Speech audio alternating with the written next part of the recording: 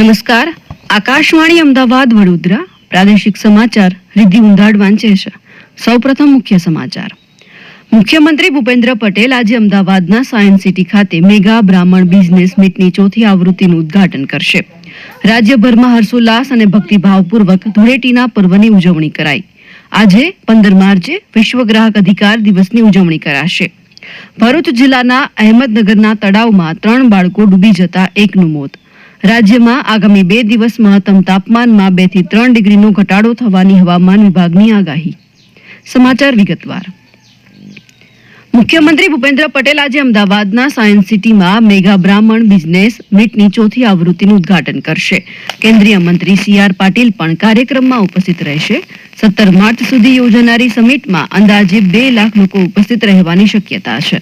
આ કાર્યક્રમમાં મોટી સંખ્યામાં બ્રાહ્મણ ઉદ્યોગપતિઓ, સાંસ્કૃતિક કલાકારો અને પ્રેરક વક્તાઓ ભાગ લેશે. આ સમિટ દરમિયાન એક ખાસ સંત સંમેલન પણ યોજાશે, જ્યાં બ્રાહ્મણ સમુદાયના કલ્યાણ માટે ઠરાવો પસાર થવાની અપેક્ષા છે. મુખ્ય આયોજક યજ્ઞેશ દવેએ જણાવ્યું કે સમગ્ર કાર્યક્રમ દરમિયાન બ્રાહ્મણ ઉદ્યોગપતિઓ દ્વારા સંચાલિત 200 સ્ટોલ તેમના ઉત્પાદનો અને સેવાઓ પ્રદર્શિત કરશે. બિઝનેસ સમિટમાં લગભગ 200 ઉપરાંત સ્ટોલ છે જે તમામ બ્રાહ્મણ ઉદ્યોગકારોના છે. 600 જેટલા બ્રાહ્મણ ઉદ્યોગકારો આ બિઝનેસ સમિટની અંદર ભાગ લઈ રહ્યા છે, જેમના ધંધાના અને વેપારના પ્રચાર અને પ્રસાર માટે સમાજ દ્વારા એક વિશિષ્ટ આયોજન કરવામાં આવ્યું છે. દરેકને સ્ટેજ આપવામાં આવશે. 3 દિવસની વ્યવસ્થા સમાજ તરફથી સંપૂર્ણ કરવામાં આવી છે. માત્ર ધંધો રોજગાર કરનાર લોકો અને કલાકારો એ જ બ્રાહ્મણ છે. બાકી જે નિમંત્રિત લોકો છે તમામ લોકોને નિમંત્રણ બનાસકાંઠામાં આજે કેન્દ્રીય જળશક્તિ મંત્રી અને ભારતીય જનતા પાર્ટીના પ્રદેશ અધ્યક્ષ CR પાટીલ બનાસકમલમનું ઉદ્ઘાટન કરશે. અમારા બનાસકાંઠાના પ્રતિનિધિ સૌજી ચૌધરી જણાવે છે કે આ પ્રસંગે ભારતીય જનતા પાર્ટીના નેતાઓ, ધારાસભ્યો, પૂર્વ ધારાસભ્ય, જિલ્લા તાલુકા મંડળના આગેવાનો સહિત મોટી સંખ્યામાં કાર્યકર્તાઓ ઉપસ્થિત રહેશે. રાજ્યભરમાં ગઈકાલે પરંપરાગતથી લઈ આધુનિક રીતથી એમ દરેક પ્રકારે ધામધૂમથી ધૂળેટીના પર્વની ઉજવણી કરવામાં આવી. ક્લબ, શેરીઓ અને સોસાયટીઓમાં તેમજ મંદિરથી લઈ અનેક સ્થળે રંગોત્સવની ઉજવણી કરવામાં આવી. ખેડા જિલ્લાના સુપ્રસિદ્ધ યાત્રાધામ ડાકોરમાં ફાગણ ઉત્સવ નિમિત્તે વર્ષો જૂની પરંપરા જાળવી રાખી પૂજા અર્ચના કરવામાં આવી. આ ઉપરાંત ધ્વજારોહણ પણ કરાયું. જિલ્લા કલેક્ટર અમિત પ્રકાશ યાદવ અને અમદાવાદ રેન્જ આઈજી વિધિ ચૌધરી વહેલી સવારે 4 કલાકે મંગળા આરતીમાં સહભાગી થયા હતા અને જન કલ્યાણ માટે ભગવાન રણછોડરાયજીને પ્રાર્થના કરી હતી. બીજી તરફ અરવલ્લી જિલ્લાના યાત્રાધામ શામળાજી ખાતે ધૂળેટીના પર્વની ઉજવણી કરવામાં આવી. ભગવાન શામળિયાને શ્વેત વાઘા પહેરાવવામાં આવ્યા. આ અંગે મંદિરના પૂજારી પરેશભાઈએ વધુ માહિતી આપી. હોલિકાનો મનોરથ છે એક પ્રકારનો, પણ એમાં એવું કે અધર્મ ઉપર ધર્મની વિજય એ નિમિત્તે જે હોળીનું પાવન પર્વ દિવસે ભગવાન શામળાજીને સુંદર પ્રકારના વિવિધ રંગો દ્વારા ભગવાનને હોળી રમાડવામાં આવે છે. સાથે ભક્તો પણ હોળી રમી ધન્યતા અનુભવે છે. જ્યારે પ્રહલાદનો ઉદ્ધાર થયો, પ્રહલાદ બચ્યો ને એના સુંદર ભાવ સ્વરૂપ હોળીનું સુંદર મજાનું મહત્વ છે. પાવન દિવસે શામળાજીમાં લાખો ભક્તોએ દર્શન કરી હોળી રમી અને ધન્યતા અનુભવી છે. હોળી ધૂળેટીના પર્વ નિમિત્તે અનેક પ્રકારની ધાર્મિક અને સામાજિક પરંપરાઓ આજે પણ ગ્રામ્ય વિસ્તારમાં જળવાઈ રહી છે. પાટણ જિલ્લાના રાજપુર ગામમાં ધૂળેટીના પર્વે પરંપરાગત હાથિયા ઉત્સવની ઉજવણી કરવામાં આવી. આ પ્રસંગે શણગારેલા ટ્રેક્ટરમાં હથિયારો કાઢવામાં આવ્યા અને પરંપરાગત રીતે ગામની પ્રદક્ષિણા કરવામાં આવી. આ દરમિયાન મહિલાઓએ હાથિયાના વધામણા કર્યા. છોટાઉદેપુરમાં સરકારી હોળી તરીકે જાણીતી હોળી પ્રગટે છે, જેના બીજા દિવસે ચૂલાનો મેળો યોજાય છે. અંદાજે 105 વર્ષથી યોજાતા મેળામાં છોટાઉદેપુર નગરની તથા આસપાસના ગામડાની પ્રજા મેળાનો આનંદ માણવા ઉમટ્યા હતા. છોટાઉદેપુર જિલ્લાના અમારા પ્રતિનિધિ રાજેશ રાઠવા જણાવે છે કે આ મેળામાં માનતા ફળતા આદિવાસીઓ અંગારા ઉપર ચાલે છે અને બાધા પણ પૂર્ણ કરે છે. આજે 15 માર્ચે વિશ્વ ગ્રાહક અધિકાર દિવસ ઉજવવામાં આવે છે. આ દિવસ એ બધા ગ્રાહકોના મૂળભૂત અધિકારીઓને પ્રોત્સાહન આપવાની અને તે અધિકારીઓને આદર અને સુરક્ષિત રાખવા માટે પ્રોત્સાહિત કરવાની તક છે. વિશ્વ ગ્રાહક અધિકાર દિવસ સૌપ્રથમ 1983માં મનાવવામાં આવ્યો. આ તારીખ 15 માર્ચ 1962ના રોજ અમેરિકન સંસદમાં પ્રમુખ જોન એફ કેનેડીના સંબોધનની યાદમાં પસંદ કરવામાં આવી, જ્યાં તેઓ ઉપભોક્તા અધિકારોને ઔપચારિક રીતે માન્યતા આપનારા પ્રથમ વિશ્વ નેતા બન્યા હતા. આ વર્ષના વિશ્વ ગ્રાહક અધિકાર દિવસની થીમ છે અ જસ્ટ ટ્રાન્ઝિશન ટુ સસ્ટેનેબલ લાઇફસ્ટાઇલ્સ. આ વિષય તમામ ગ્રાહકો માટે સંતુલિત અને તંદુરસ્ત જીવનશૈલીની પસંદગીનો ઉપલબ્ધ, સુલભ અને વાજબી બનાવવાની તાતી જરૂરિયાતને પ્રતિબિંબિત કરે છે. કેન્દ્ર સરકારના ગ્રાહક બાબતોના વિભાગે ગ્રાહકોને સશક્ત બનાવવા, ફરિયાદ નિવારણ વ્યવસ્થાને મજબૂત કરવા તથા પારદર્શક અને વાજબી બજારને સુનિશ્ચિત કરવા માટે કેટલીક નવી પહેલો અને નીતિઓ પ્રસ્તુત કરી છે.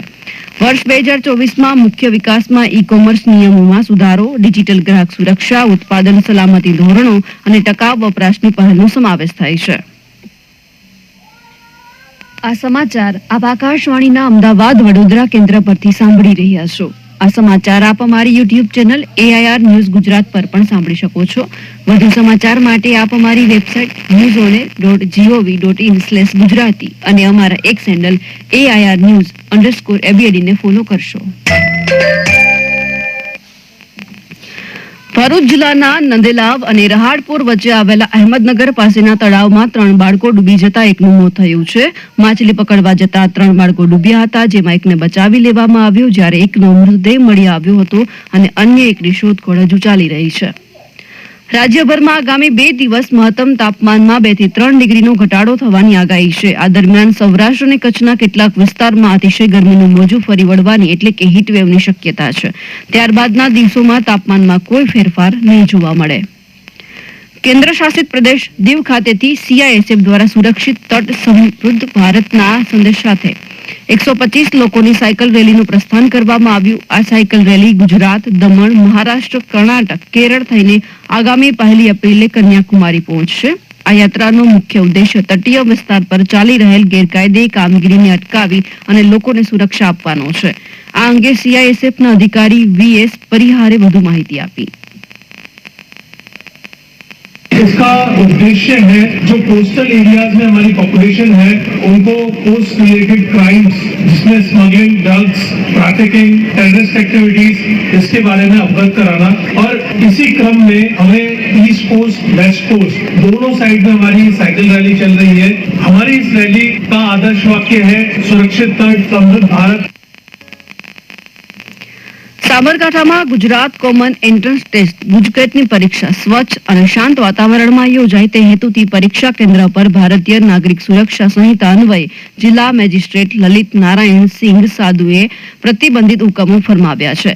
પરીક્ષા સમય દરમિયાન તથા પરીક્ષા પૂર્ણ ન થાય ત્યાં સુધી પરીક્ષા કેન્દ્રોની અંદર તથા તેની આસપાસ 100 મીટરની ત્રિજ્યામાં કોઈ પણ વ્યક્તિ mobile phone, pager, cordless phone, calculator, smart watch, tablet, smart pen કે અન્ય કોઈ પણ પ્રકારના ઇલેક્ટ્રોનિક્સ ઉપકરણ અને અનધિકૃત લેખન સામગ્રી સાથે લઈ જઈ શકશે નહીં.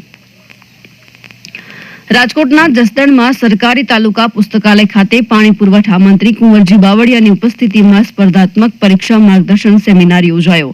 આ પ્રસંગે શ્રી બાવળિયાએ જણાવ્યું કે યુવાનો સરકારી નોકરીઓમાં જોડાય અને રાજ્ય તેમજ દેશની સેવા કરી શકે તે માટે વિદ્યાર્થીઓને માર્ગદર્શન અને સાહિત્ય મળી રહે તે હેતુથી આ સેમિનાર યોજાયો છે. સુરતમાં ગઈકાલે 2 જગ્યાએ આગની ઘટના બની હતી. સુરતના અમારા પ્રતિનિધિ લોપા દરબાર જણાવે છે કે સચિન હોજીવાલા વિસ્તારની પ્લાસ્ટિક અને પ્લેટિનિયમ ઇન્ટરનેશનલ કાપડની મિલમાં આગનો બનાવ બન્યો હતો. મિલમાં વિસ્ફોટથી શોર્ટ સર્કિટ થતા મિલમાં પડેલા યાર્ડના જથ્થામાં આગ લાગી હતી, જે બાજુમાં આવેલી અન્ય એક મિલમાં પ્રસરી હતી. બંને કંપનીમાં પડેલી વસ્તુ ખૂબ જ જ્વલનશીલ હોવાના કારણે આગ પણ ખૂબ ઝડપથી પ્રસરી હતી. જોકે અગ્નિશમન દળની 3 થી વધુ ગાડીઓએ ઘટના સ્થળે પહોંચી આગ કાબૂમાં લીધી. બીજી તરફ ગભેણી વિસ્તારમાં આવેલા એક ગોડાઉનમાં પણ ભીષણ આગ લાગી. સદનસીબે આ બંને ઘટનામાં કોઈ જ જાનહાનિના સમાચાર અત્યાર સુધીમાં નથી મળ્યા. અને અંતે મુખ્ય સમાચાર ફરી એકવાર. મુખ્યમંત્રી ભૂપેન્દ્ર પટેલ આજે અમદાવાદના સાયન્સ સિટી ખાતે મેગા બ્રાહ્મણ બિઝનેસ મીટની 4થી આવૃત્તિનું ઉદ્ઘાટન કરશે. રાજ્યભરમાં હર્ષોલ્લાસ અને ભક્તિભાવપૂર્વક ધૂળેટીના પર્વની ઉજવણી કરાઈ. આજે 15 માર્ચે વિશ્વ ગ્રાહક અધિકાર દિવસની ઉજવણી કરાશે. ભરૂચ જિલ્લાના અહેમદનગરના તળાવમાં 3 બાળકો ડૂબી જતા એકનું મોત. રાજ્યમાં આગામી 2 દિવસ મહત્તમ તાપમાનમાં 2 થી 3 ડિગ્રીનો ઘટાડો થવાની હવામાન વિભાગની આગાહી. આકાશવાણીના અમદાવાદ વડોદરા કેન્દ્ર પરથી પ્રાદેશિક સમાચાર પૂરા થયા. નમસ્કાર.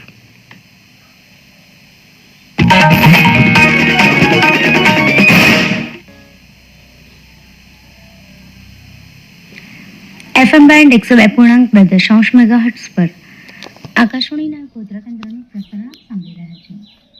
શ્રોતા મિત્રો, અત્યારે 7